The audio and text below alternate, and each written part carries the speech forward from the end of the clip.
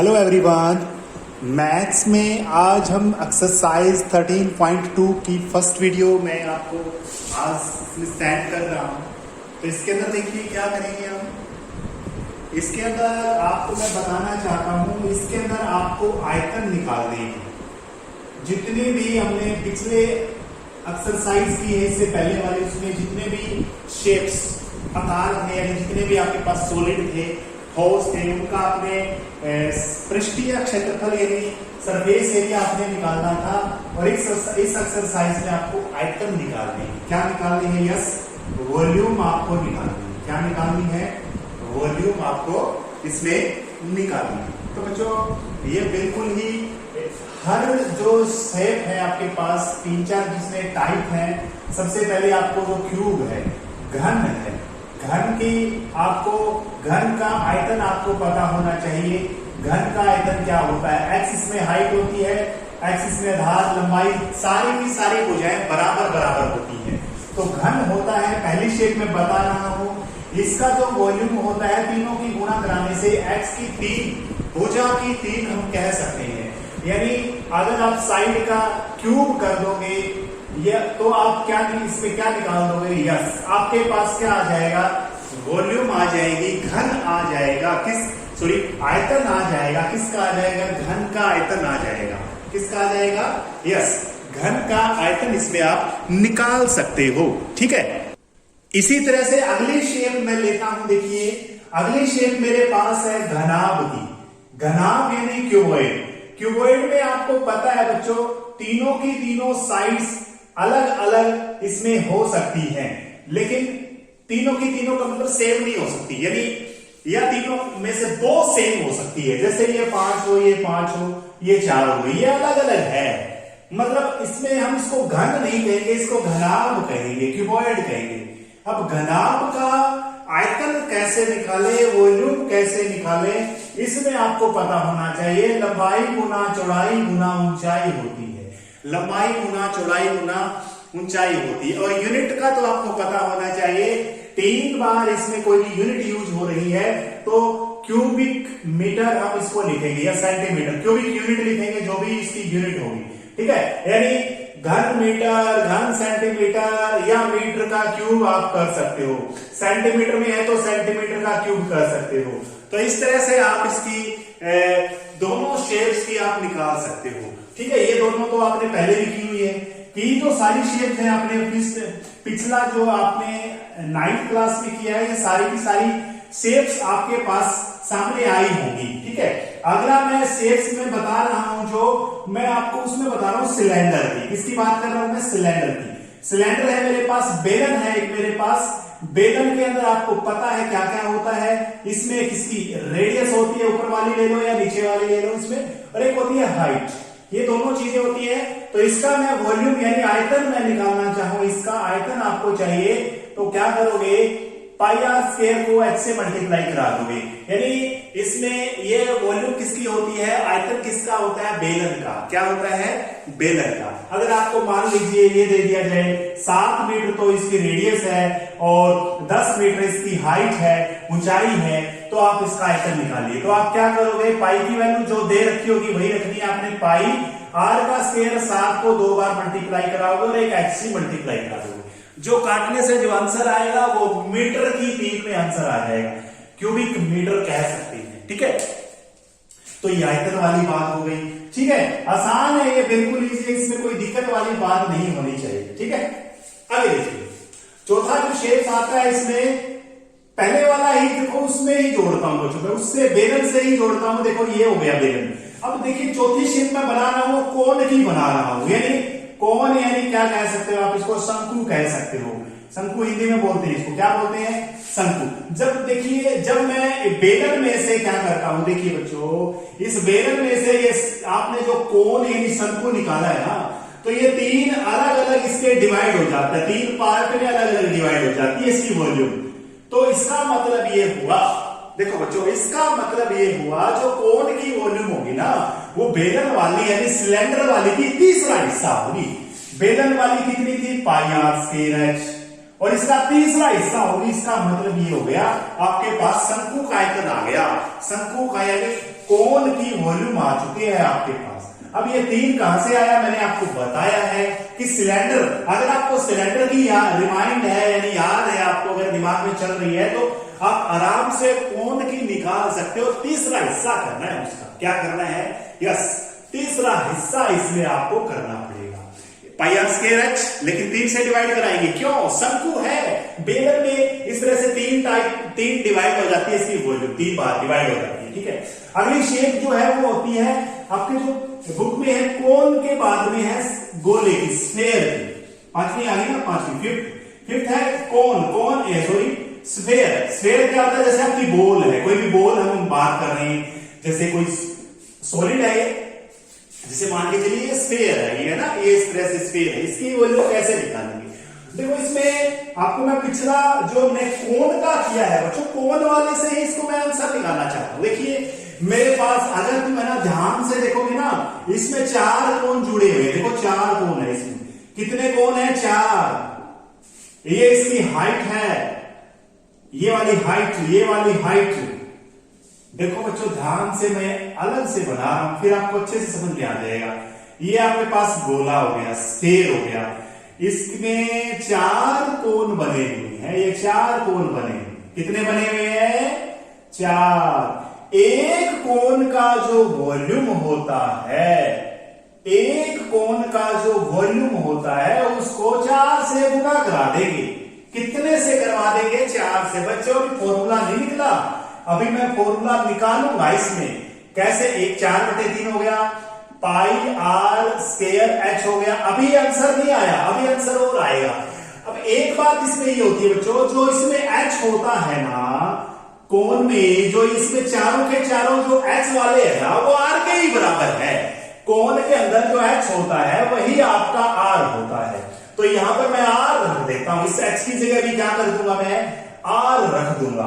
तो अब मुझे बताइए क्या फॉर्मूला बन जाएगा, 4/3 पाई आर 2, ये पड़ेगा, एक ही हो गया, 4/3 पाई आर की 3 हो गया बच्चों, ये 4/3 पाई आर क्यूब, ये घन, ये सॉरी किसका बन गया, एक स्फेयर का, गोले का आयतन बन चुका है बच्चों, ये किसका आयतन बन चुका है, यस, स्फेयर का आयतन बन चुका है, ये वॉल्यूम हो चुकी है। समझ में आ गया, ये एच नहीं होता, इसमें एच और आर बराबर होते हैं, ठीक है। ये पहली कक्षा में आपने 9वीं क्लास में पढ़े होंगे अच्छे से, बस अच्छे से इसको एक बार रिवाइज कर लेना आपने इसमें, क्योंकि हम फॉर्मूले अगर आपको अच्छे से आते हैं तो कोई भी दिक्कत नहीं होने वाली। अब जैसे मैंने इससे पहली एक्सरसाइज में आपको बताया था कि अगर कोई भी आपके पास सॉलिड है या फिर कोई भी आपके पास ठोस है, ठीक है हिंदी में, तो अगर उसको पेंट करना है, देखो याद करने वाली बात है, अगर आप उसको पेंट करना चाहते हो या उसके ऊपर कोई कपड़ा, कनवास निकाला, कपड़ा बिछाना चाहते हो, ठीक है, या यानी रंग हो गया, पेंट हो गया, तो इस तरह से तो आपको क्या निकालना पड़ता है, उनका एरिया निकालना पड़ता है, क्षेत्रफल निकालना पड़ता है।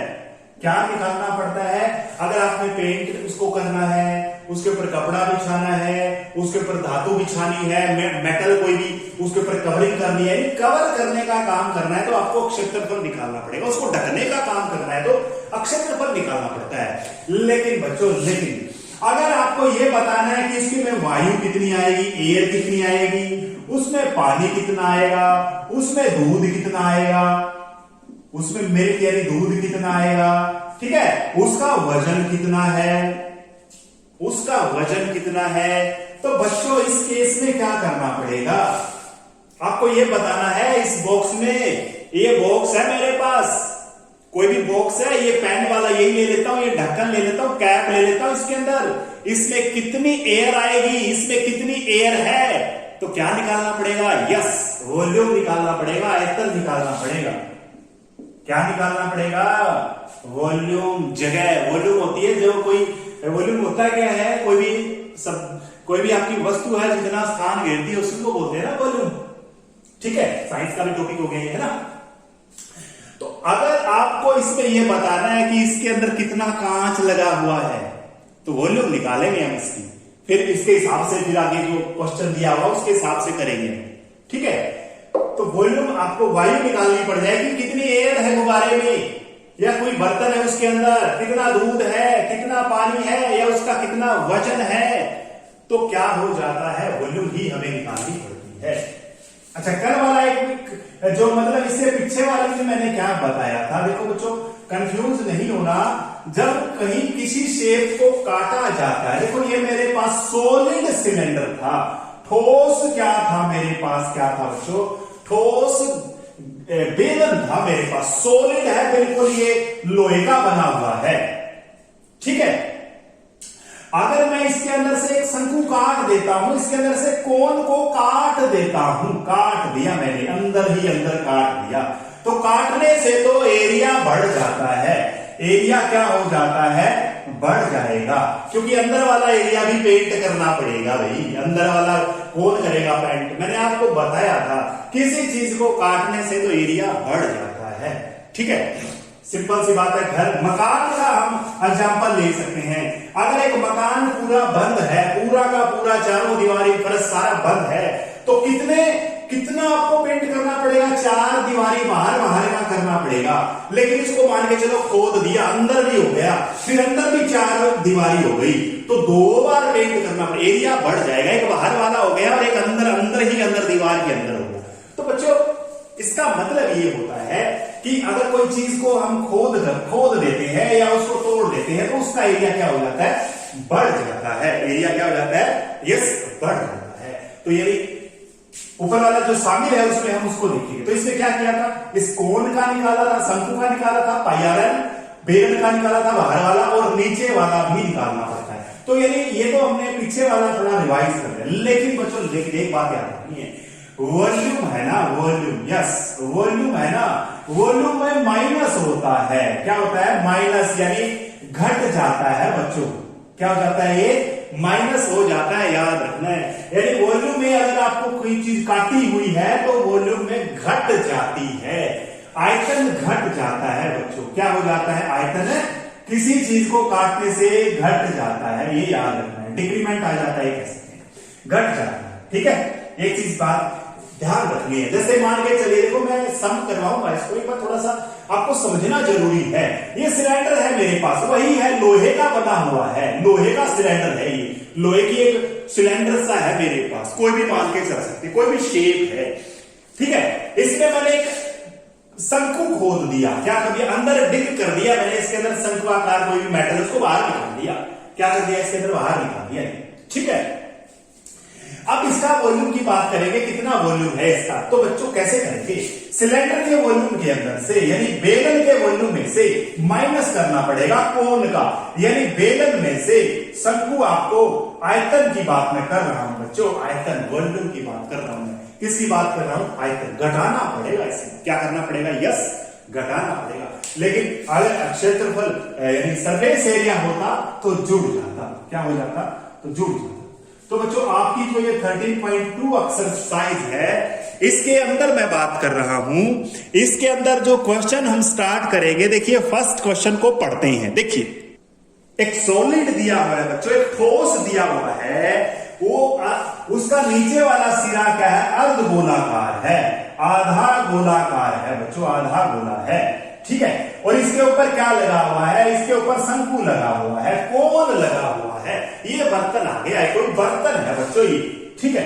अब क्या करना है, इसका आपको आयतन निकालना है, और इसमें सारी चीज दी हुई है, इसकी रेडियस त्रिज्या दी हुई है 1 सेंटीमीटर, इसकी ऊंचाई भी दी हुई है 1 सेंटीमीटर, 1 सेंटीमीटर त्रिज्या है। तो यहीं पर वही स्टार्ट करने वाले हैं, 4 स्फेरिकल पार्ट, गोलाकार भाग के लिए त्रिज्या कितनी है यहां पर, यस 1 सेंटीमीटर है। तो गोलाकार में अब आयतन निकालेंगे।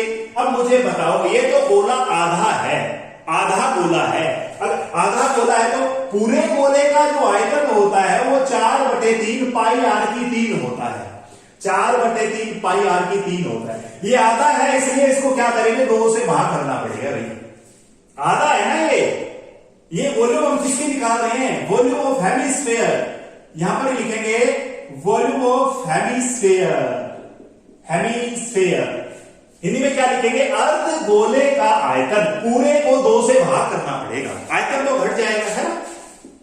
वही हम बात करने वाले हैं। देखिए तो 2/3 हो जाएगा, 2 से यानी 2 डिवाइड में करेंगे ना, 2 दूनी 4, 2/3 ऐसे डायरेक्ट भी याद कर लो चाहे, 2/3 पाई आर की 3। अब बच्चों इसमें क्वेश्चन में बोला हुआ है पाई की वैल्यू रखनी नहीं है, आपने पाई में ही आंसर देना है, बस आर की वैल्यू रख दो। आर की कितनी वैल्यू है, आर की 1 वैल्यू है बच्चों, 1 सेंटीमीटर है, तो 1 को 3 बार गुना कराओ, 1 ही आंसर आएगा, कहीं 3 मत कर देना। 2/3 पाई आ गया, कितना आ गया, यस 2/3 पाई।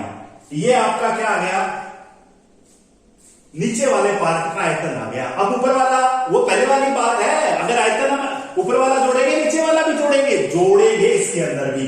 अब देखेंगे यहां पर क्या लिखेंगे, फॉर कोनिकल पार्ट, कोनिकल शंक्वाकार भाग के लिए आर आपको चाहिए 1 सेंटीमीटर। इसमें आयतन का फॉर्मूला देखोगे, उसमें एच की भी जरूरत पड़ती है, उसमें भी 1 सेंटीमीटर दी हुई है, ठीक है। अब इसका वॉल्यूम निकालोगे, इसका V वाला, इसको पहले वाले को V1 कर दो, इसको कर दो V2 मान लो इसको, ठीक है। अब क्या करेंगे, 1/3 पाई आर स्क्वायर, 1 का स्क्वायर गुणा में एच भी 1 दिया हुआ है, तो इसमें 1 को 2 बार गुणा करवाया, 1 ही आएगा, इसका भी 1 ही आएगा। आंसर तो सिर्फ कितना आया, 1/3 पाई आ गया। तो ठोस का कुल आयतन, वॉल्यूम ऑफ सॉलिड, है ना, टोटल वॉल्यूम ऑफ सॉलिड कह सकते हैं, टोटल वॉल्यूम ऑफ सॉलिड कितनी आएगी, वॉल्यूम V मान लेते हैं, दोनों को जोड़ना पड़ेगा आपको, दोनों को जोड़ना पड़ेगा। तो 2/3 पाई के अंदर, 2/3 पाई के अंदर 1/3 पाई जोड़ोगे, 3 एलसीएम आ गया, 3 से 3 कट गया 2 पाई, 3 से 3 फिर कट गया पाई, 2 और 1 3 पाई/3, आंसर भी पाई आ गया, पाई आंसर आ गया, आंसर ही आ गया बच्चों, ठीक है। तो बच्चों ये फर्स्ट सम था आपका, कैसा था, फर्स्ट। चलो सेकंड देखते हैं, आपके लिए है ये सेकंड। बच्चों इसमें क्वेश्चन दिया हुआ है, एक इंजीनियरिंग का विद्यार्थी है, उसको कोई मॉडल बनाने के लिए दिया गया है, एक मॉडल उसको बनाना है। देखिए मॉडल उसने बनाना है, तो उस मॉडल की बात करते हैं, वो कैसी शेप का है। तो बच्चों 2 ही सम करेंगे आज, एक बार इसको अच्छे से करना है। देखिए बिल्कुल इजी है ये, एक मॉडल है, एक सिलेंडर दिया हुआ है, ये सिलेंडर बेलनाकार भाग है, उसको मॉडल दिया गया, बनाना कैसे है, उसके ऊपर 2 शंकु लगाने हैं, ये एक तरह से इस तरह से ऊपर नीचे शंकु लगाने हैं, इस तरह से ये मॉडल दिया गया है। तो आपको इसका क्या निकालना है, इसको वॉल्यूम निकालना है, आयतन निकालना है। बच्चों देखो कितना इजी है, इसका आयतन क्या होता है, yes 1/3 pi r square h, ये आपको पता है। बेलन का क्या होता है, पाई आर स्क्वायर एच, इसका क्या होता है 1/3 पाई आर स्क्वायर एच। बताओ कितना इजी सम है ये।